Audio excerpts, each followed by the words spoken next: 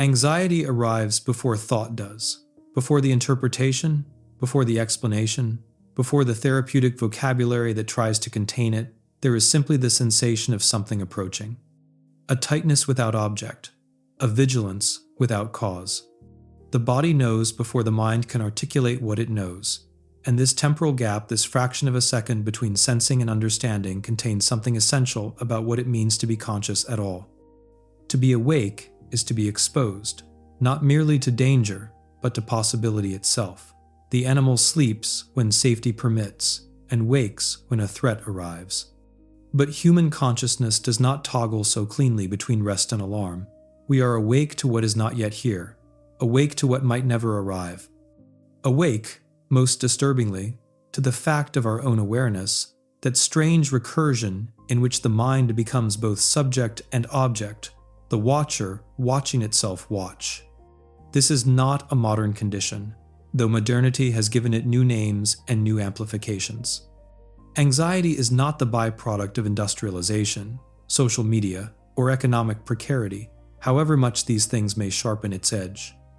It is the tax levied on every organism that became capable of imagining a future different from the present, of holding in mind what is absent, and of constructing models of reality that compete with reality itself. Consciousness, in leaving the immediate present, necessarily becomes anxious. The forward-leaning posture of anticipation is also the posture of dread. But here is what is rarely said. The dread may be correct. The vigilance may be proportionate. What if anxiety is not a distortion of reality, but the only adequate response to it? What if the calm we seek is the real delusion, a failure of perception, a merciful blindness that allows us to function but only by refusing to see clearly? The ancient Greeks understood this in the figure of Prometheus, whose theft was not simply fire but foresight, the capacity to see ahead, to project, to plan. Zeus punishes him not for warmth or light, but for giving humanity the ability to live outside the tyranny of the immediate moment. And the punishment is eternal. The liver, that ancient seat of vitality and passion, is consumed each day and regenerates each night. The image is of a wound that cannot close, a suffering that consciousness itself perpetuates. Prometheus is chained not because he acted wrongly, but because he made a permanent exchange, the god's untroubled existence for human awareness and its attendant torment. But notice what the myth does not say, that the exchange was a mistake, that the fire should be returned, that ignorance would be preferable. The punishment is eternal, yes, but so is the theft. Consciousness, once stolen, cannot be given back. And perhaps this is not tragedy, but something more ambiguous, the recognition that some forms of suffering are inseparable from the capacities we would not relinquish even if we could. The liver grows back, anxiety returns, and we do not, collectively or individually, choose unconsciousness. In the Judeo-Christian tradition, the rupture is even more explicit. Before the eating of the fruit, there is no shame, no hiding, and no sense of exposure. Adam and Eve exist in a state of pure immediacy, unaware of their nakedness because unaware of themselves as seen. But knowledge, specifically the knowledge of good and evil, which is to say the knowledge of judgment, of comparison, of self-consciousness, brings instant concealment. The first thing they do is hide. The second thing is blame. The third is to be expelled into a world where the ground itself becomes hostile, where labor is necessary, and where death is known before it arrives. This is not a story about disobedience. It is a story about the cost of waking up. To know oneself is to become vulnerable to one's own gaze. To distinguish good from evil is to live perpetually under evaluation. Paradise is not lost because of moral failure. It is lost because self-awareness and innocence cannot coexist. Anxiety is the angel with the flaming sword, barring the way back. And yet, they eat. Knowing the consequence, or sensing it, they eat. The myth is often read as a story of temptation and weakness, but it can be read another way, as a story of irrevocable choice, of a threshold that calls to be crossed precisely because it cannot be uncrossed. The serpent does not lie. You will be like gods, knowing good and evil, and they are. The cost is exile, mortality, and suffering, but the gain is consciousness itself, the terrible dignity of knowing what one is and what one has lost. What does it mean to be self-conscious? Not simply to think, but to think about thinking, to observe oneself observing. This doubling creates a peculiar kind of spatial rupture in experience. You are here, in the room, in the moment, and simultaneously somewhere else, watching yourself be here. This slight fissure, this internal spectatorship, is enough to generate a persistent unease. Because the part that watches is never fully satisfied with what it sees. It compares, it judges, it imagines how things might be otherwise. But more than this, the part that watches is also aware of itself watching. Consciousness does not stop at the first level of reflection. It continues, recursively, until the mind becomes a hall of mirrors, each reflection generating another, each vantage point revealing the limitation of the previous vantage point. This is not merely uncomfortable, it is structurally vertiginous. There is no stable ground, no final perspective from which the self can be seen whole and known complete. Every position is already a position within the field it attempts to survey. A woman sits at her desk in the late afternoon. The light is failing. She has work to finish, but for a moment she simply sits, her hand resting on the edge of the keyboard, and she becomes aware of herself sitting there. Not thinking about the work, but about the fact that she is sitting there, aware of the quality of the light, aware that she is aware. And in that moment, a question surfaces, not in words, but as a kind of pressure. Is this what I should be doing? Is this who I should be? The questions are not about the work. They are about the fact of being observable by oneself. And with that observation comes the terrible freedom to judge the life one is living while still living it. But the question goes deeper, because she is also aware of asking the question, aware of the judgment, and aware that the self doing the judging is itself only one possible configuration among others. Who is this self that evaluates? By what authority does it stand in judgment? And if this judging self is also a construction, also contingent, then what grounds any evaluation at all? The recursion opens not onto clarity, but onto groundlessness. And the anxiety is not simply about whether she is living correctly, it is about whether living correctly has any stable meaning once consciousness turns its gaze all the way back upon itself. This is the distinctly human predicament. The animal experiences fear in the presence of threat, but it does not experience anxiety about the possibility of future threat while resting in present safety. It does not fear its own inadequacy as an animal.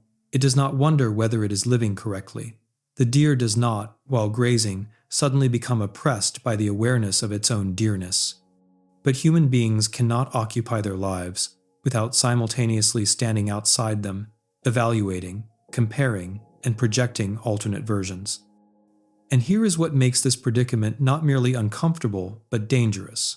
Consciousness, in achieving this distance from itself, also achieves the capacity to refuse itself. To judge its own existence as inadequate, unwanted, and unbearable. This is not a theoretical possibility. It is a standing temptation, a constant option that consciousness must continually choose against. The same capacity that allows us to imagine better futures also allows us to imagine no future. The same reflexivity that makes meaning possible also makes nihilism possible. Anxiety, at its deepest, is not simply fear of harm, it is the awareness that existence itself is voluntary, that consciousness persists only through a moment-by-moment agreement to continue, and that this agreement is never guaranteed. Buddhism names this dukkha, often translated as suffering, but more precisely meaning a kind of fundamental unsatisfactoriness, a pervasive sense that things are not quite as they should be. The cause, according to the tradition, is not external circumstance, but the structure of desiring consciousness itself. To be aware is to constantly reach toward what is not yet present, to grasp at what is passing, and to push away what is arriving. The mind in its natural state does not rest in the moment. It leans forward or pulls back. It compares this moment to other moments, real or imagined. It constructs a self that must be protected, enhanced, and justified. The second noble truth identifies craving tanha as the root of this suffering. But craving is not simply wanting. It is the forward motion of consciousness itself, the way awareness extends beyond the present toward something else. And beneath craving is a more fundamental anxiety, the sense that this moment, as it is insufficient, that the self, as it is incomplete. That wakefulness itself is a problem requiring a solution. What the tradition offers is not the elimination of consciousness, but its transformation, a way of being awake that does not constantly generate the need to be elsewhere, to be other. But this is not easily achieved, and perhaps not fully achievable, because the structure of self-aware consciousness seems to inherently contain a gap, a tension, and a non-coincidence with itself. In European philosophy, particularly in the existentialist tradition, this structure is named more starkly. Kierkegaard calls anxiety the dizziness of freedom, not the fear of a specific outcome, but the vertiginous awareness of possibility itself. The future is radically open, and this openness is both exhilarating and terrifying. To be free is to be responsible for what one becomes, and this responsibility cannot be evaded or shared. Anxiety is the mood in which this freedom is felt most acutely, not as liberation, but as a burden. Heidegger takes this further, suggesting that anxiety is the mood in which being itself becomes questionable. In everyday life, we are absorbed in tasks, roles, and routines, das Man, the anonymous they of public existence. But anxiety strips away these distractions and confronts us with the bare fact of existence, that we are here, that this is temporary, that the structures we rely on are contingent, and that beneath the familiar world is something uncanny and groundless. Anxiety does not point toward a specific threat. It points toward nothing, toward the essential insecurity of being a finite consciousness in a contingent world. Sartre extends this. Consciousness is a nothingness at the heart of being. We are not substantial entities, but a perpetual movement away from what we are toward what we are not yet. This means we can never coincide with ourselves. We are always ahead of ourselves, projecting, choosing, and becoming. And this non-coincidence, this gap between what we are and what we might be, is experienced as a fundamental instability, a freedom we cannot escape and cannot fully bear. But these philosophical articulations, however precise, can make the phenomenon seem abstract, something that belongs to theoretical reflection rather than lived experience. Anxiety is not an intellectual problem. It is something felt in the chest, the stomach, and the throat. It is the quality of attention in a silent room.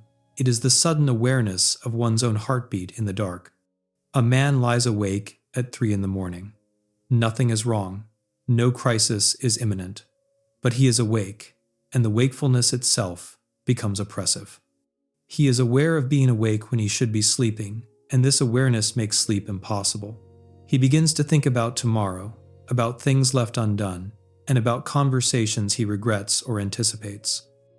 But beneath these specific thoughts is something less specific, a feeling of exposure, of vulnerability, of being a small, temporary consciousness in a vast, indifferent expanse. The anxiety is not about any particular concern. It is about the condition of being conscious at all, of existing as something that can ask whether it is existing correctly. This is the paradox. Consciousness makes anxiety possible, but anxiety also confirms consciousness. To be anxious is to be undeniably awake, undeniably here, and undeniably concerned with one's own existence. The depressed mind may feel nothing. The dissociated mind may feel distant from itself.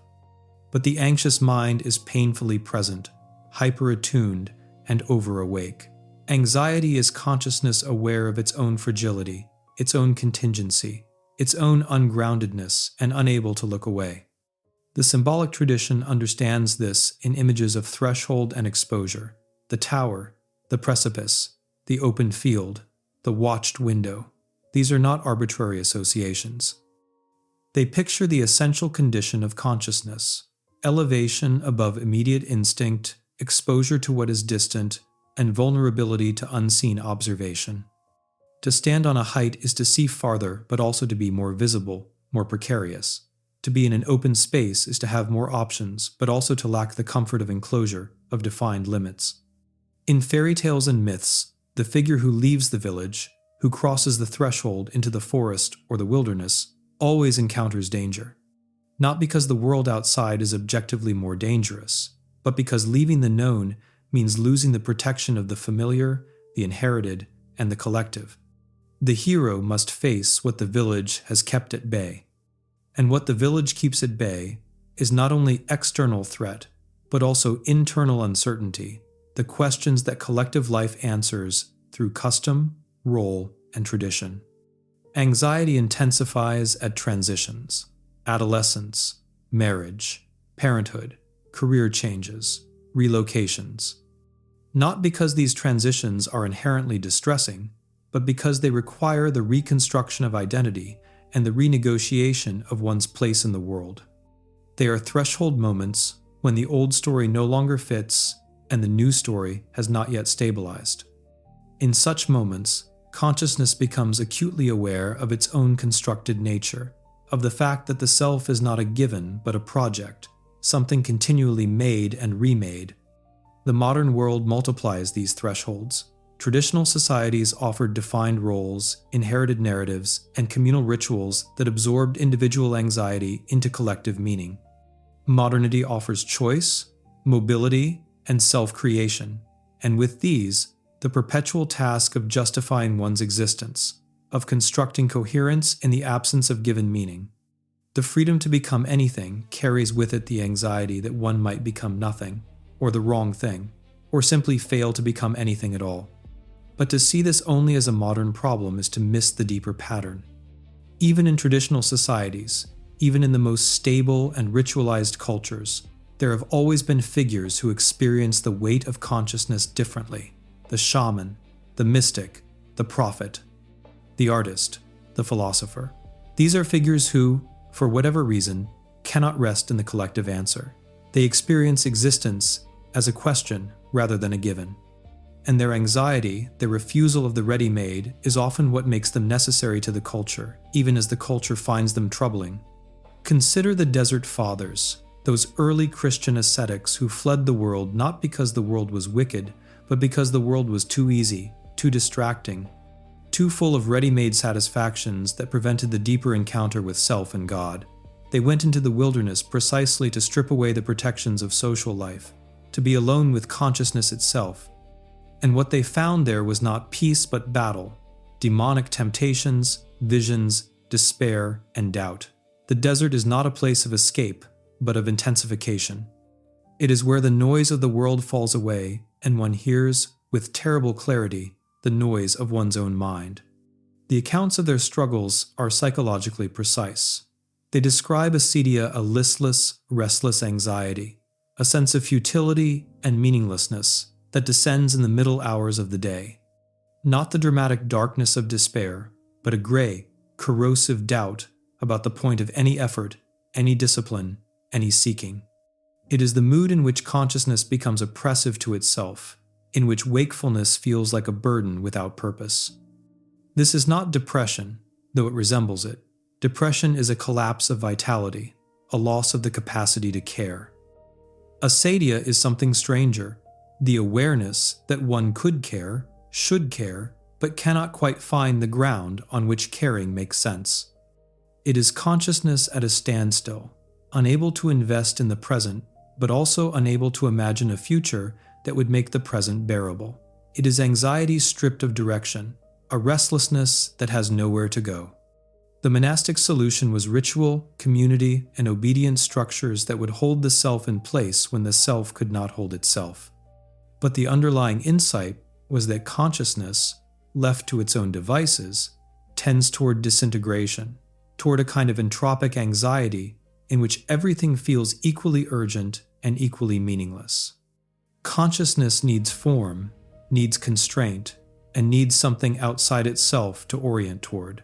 Without that, it becomes anxious simply about its own existence, its own wakeful emptiness. This is why the symbolic imagination returns again and again to images of containment and boundary, the walled city, the sacred grove, the magic circle, the mandala.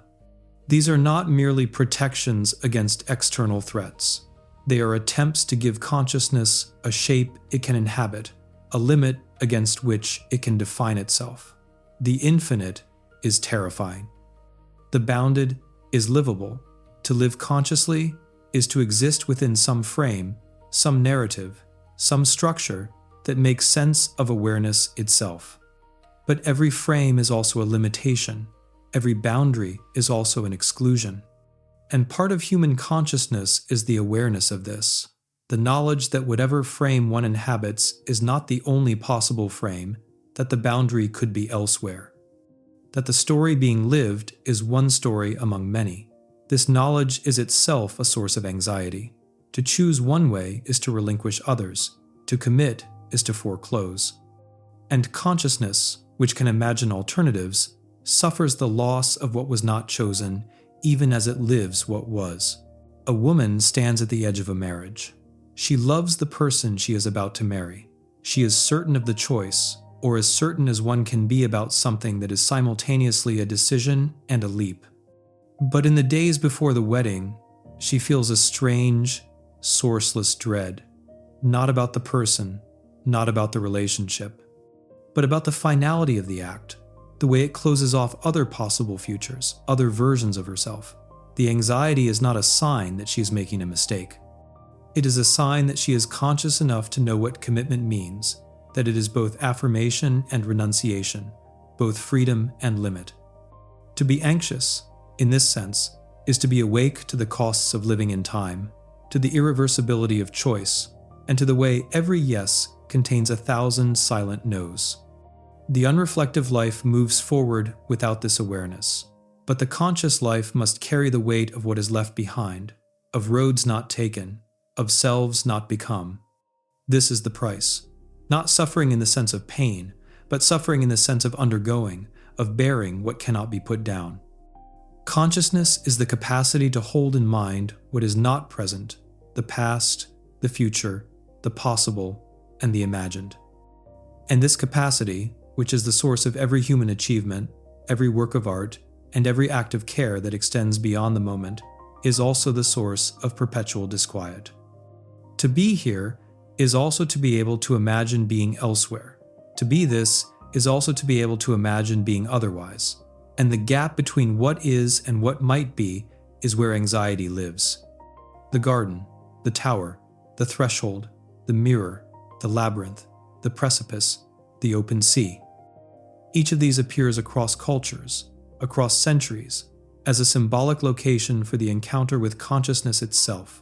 They are places of in-between, places where the familiar gives way to the unknown, where the self becomes questionable. They are not symbols of anxiety so much as locations where the structure of consciousness becomes visible, where the gap between being and awareness of being opens into something that can be felt. The garden is both enclosure and exposure. It is protected and cultivated, a place of order, but also a place of testing, where choices are made that cannot be unmade. Every tradition has its garden at the center: Eden, Gethsemane, the Persian paradise, and the Buddhist grove. It is where consciousness discovers its freedom and its cost. The tower is elevation and isolation. From the height, one sees farther, but one also stands alone, visible, unprotected by the cover of the crowd. The tower is where the prophet receives vision, where the prisoner is kept, and where the maiden waits. It is consciousness above the world, capable of perspective, but exiled from immediacy. The threshold is neither inside nor outside. It is the place of crossing, of transformation, of danger. To stand on a threshold is to be committed to neither the room left behind nor the room not yet entered. It is the moment of decision that has not yet resolved into action. Every initiation, every rite of passage, stages this moment, the deliberately prolonged anxiety of becoming. The mirror shows what cannot be seen directly, the self as object, as image, as a thing that can be looked at. But the reflection is also not the self. It is reversed, flattened, and silent. To see oneself in a mirror is to experience the uncanny doubling of consciousness, the sense of being simultaneously subject and object, seer and seen. The mirror is where vanity and horror meet. The labyrinth is order without clarity. Every path is deliberate, but the design is hidden. One must move forward without knowing whether one is approaching the center or merely circling. It is consciousness within structure, but without mastery, the experience of being guided by a logic one cannot see. The anxiety of the labyrinth is not chaos, but the suspicion that the pattern is indifferent to one's understanding of it. The precipice is the edge of safety, the place where a single step changes everything. It is not merely danger, but the awareness of danger, the knowledge that the ground is contingent, that falling is possible. To stand at a precipice is to feel the pull of the void, not as desire, but as vertigo, as the uncanny recognition that the will to preserve oneself and the impulse towards self-destruction are closer than one would like to believe. The open sea is the loss of reference, the absence of landmarks. On land, position is always relative to something stable. At sea, there is only movement, only the temporary now of the ship's location. It is consciousness without ground, without the security of fixed points. The anxiety is not of drowning, but of disorientation, of not knowing where one is in relation to anything certain. These images recur because they are structurally true to something about consciousness itself. They are not metaphors in the sense of decorative comparisons. They are symbolic mappings of psychological terrain, ways of picturing what it feels like to be a finite awareness in an infinite world, to be capable of perspective but also vulnerable to one's own gaze. And they accumulate, over the course of a life, as lived experience. You stand at the threshold of a decision and recognize the feeling from 100 other thresholds. You see yourself in the mirror and feel the old doubling, the old question of who is looking and who is looked at. You stand at the edge of a metaphorical precipice, a career change, a confession, a commitment, and the vertigo is not imagined but felt in the body, in the tightness of breath, the acceleration of pulse. Anxiety is not an error of consciousness, but its natural condition. To say this is not to romanticize suffering or to suggest that all anxiety is meaningful or necessary. There is anxiety that is pathological and disproportionate, and that overwhelms the capacity to function. There is anxiety born of trauma, of chemical imbalance, of circumstances that exceed any individual's capacity to metabolize. This kind of anxiety requires care, intervention, and sometimes medical treatment. It is not a philosophical problem, but a medical one. But beneath and around the pathological, there is a baseline anxiety that simply comes with being awake. It is the hum of the nervous system scanning for threat. It is the forward tilt of a mind that lives in time. It is the discomfort of self-awareness, the unease of inhabiting a body one did not choose, a life one must continually construct, and a world one did not design and cannot fully control. This baseline anxiety is not something to be cured. It is something to be lived with, inhabited, perhaps even honored, as the price of the capacities it makes possible.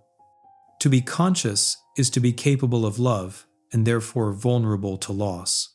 To be conscious is to be capable of meaning and therefore capable of meaninglessness. To be conscious is to be capable of choice and therefore burdened with the consequences of choosing. The therapeutic culture of modernity often frames anxiety as a problem to be solved, a symptom to be managed, or a deviation from a baseline of calm that is assumed to be natural. But what if calm is not the natural state of consciousness? What if the restlessness, the vigilance, and the perpetual scanning for what might go wrong are not malfunctions, but features? Not something that has gone wrong with consciousness, but something that is right about it in the sense that it is intrinsic to its structure, inevitable given its nature? This is not to argue for acceptance of suffering or for passivity in the face of treatable distress. It is to suggest that some measure of anxiety is not a sign that one is living incorrectly, but a sign that one is living consciously. The goal is not to eliminate anxiety, but to relate to it differently, not as an enemy to be defeated, but as a companion to be understood, a signal that carries information, a mood that reveals something true about the nature of existence. A man walks through a familiar neighborhood at dusk. The light is fading, and the houses, which he has passed 1,000 times, look subtly different. He feels a sudden, sourceless unease. Nothing has changed, and yet everything feels slightly off, as though the world has tilted by a degree too small to measure but large enough to notice. He knows this feeling. It comes sometimes without reason, without warning. It is not fear. It is not sadness. It is simply the sense that the familiar has become strange, that the solid has become provisional, and that the life he is living is not the only possible life, but one contingent arrangement among many. He walks on. The feeling does not resolve, but he has learned over time not to demand that it resolve. It is part of what it means to be awake, to sometimes feel the weight of that wakefulness, to be momentarily estranged from the roles and routines that ordinarily absorb awareness. The feeling will pass, or it will change, or it will settle into something quieter, but it will return, because it is not a problem to be solved, but a condition to be inhabited. Consciousness is an achievement of evolution, but it is not a comfortable one. The organism that becomes capable of imagining futures is also the organism that becomes capable of dreading them. The organism that becomes capable of self-reflection is also the organism that becomes capable of self-judgment. The organism that becomes capable of transcending the immediate present is also the organism that becomes homeless in time, incapable of fully resting anywhere. The ancient myths understood this as a trade. Prometheus steals fire and is punished eternally. Adam and Eve gain knowledge and lose paradise. Psyche lights the lamp to see Eros and loses him. Orpheus looks back at Eurydice and loses her to the underworld. The pattern repeats. Consciousness is gained at a cost, and the cost is always some form of exile, some loss of an original unity or ease. But the trade is not reversible. Consciousness, once achieved, cannot be unachieved. You cannot unknow what you know. You cannot unsee yourself. You cannot return to the innocence that preceded self-awareness. The garden is guarded. The way back is closed. The only direction is forward, into a world where one must be both subject and object, both actor and observer, both the life being lived and the consciousness that evaluates that life. This is the existential situation, to be thrown into existence without having chosen it, to be responsible for a life one did not design, to be capable of imagining alternatives while being constrained by circumstance, biology, and history. And anxiety is the mood in which this situation becomes most apparent when the constructed nature of meaning is revealed, when the contingency of selfhood is felt, and when the burden of freedom becomes oppressive. But the mood passes, or at least it shifts. Anxiety is not a constant. It rises and falls, intensifies and recedes. There are hours, days, and sometimes longer periods when consciousness rests more easily in itself, when the gap between being and awareness of being closes enough that life feels less like a problem and more like a participation. These are the moments of absorption in work, in conversation, in the sensory present. These are the moments when the restless forward motion of consciousness quiets, when anticipation softens, and when the need to be elsewhere or otherwise loosens its grip. These moments are grace, in a secular sense. They are not earned. They are not the result of correct practice or sufficient effort. They arrive, if they arrive, as a temporary coherence between self and world, a momentary alignment that does not need to be questioned because it is felt as simply being here, now, without the overlay of interpretation or evaluation. But they are temporary. Consciousness does not stabilize permanently. The absorption breaks, the question returns, the gap reopens. And this is not failure. It is simply the rhythm of awareness, the oscillation between presence and distance, between immersion and reflection, and between being and knowing that one is. To live consciously, then, is to live in this rhythm, not to escape it, but to recognize it, not to fix it, but to move with it. The price of consciousness is anxiety, yes, but the reward of consciousness is everything else, the capacity to know, to create, to love with awareness of what love means, to grieve with awareness of what has been lost, to choose with awareness of what is at stake, to stand at the threshold and know that one is standing there, that the choice is real, that the future is open.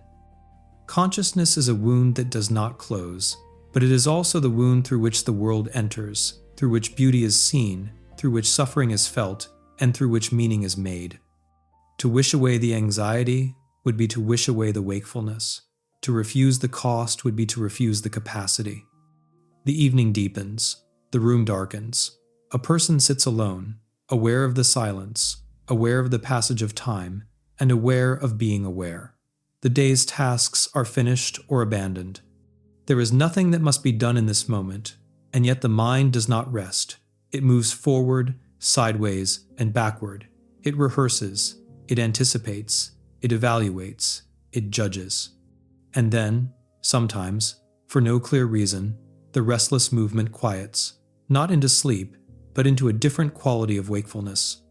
The anxiety does not disappear, but it becomes part of the landscape rather than the whole of it. The person is still alone, the room is still dark, time is still passing. But for a moment, this is simply what is, without the need for it to be otherwise. The moment does not last. The question returns. The vigilance resumes. Consciousness leans forward again into the next hour, the next day, the next task, or fear, or hope. But something has shifted, slightly, not a solution, but a recognition that this is the condition, that the unease is not an error, but a feature of depth. That to be anxious is not to be broken, but to be awake. And perhaps that is enough. Not a resolution, but a holding. Not an answer, but a way of living with the question. The price is paid not once, but continuously, in every moment of awareness.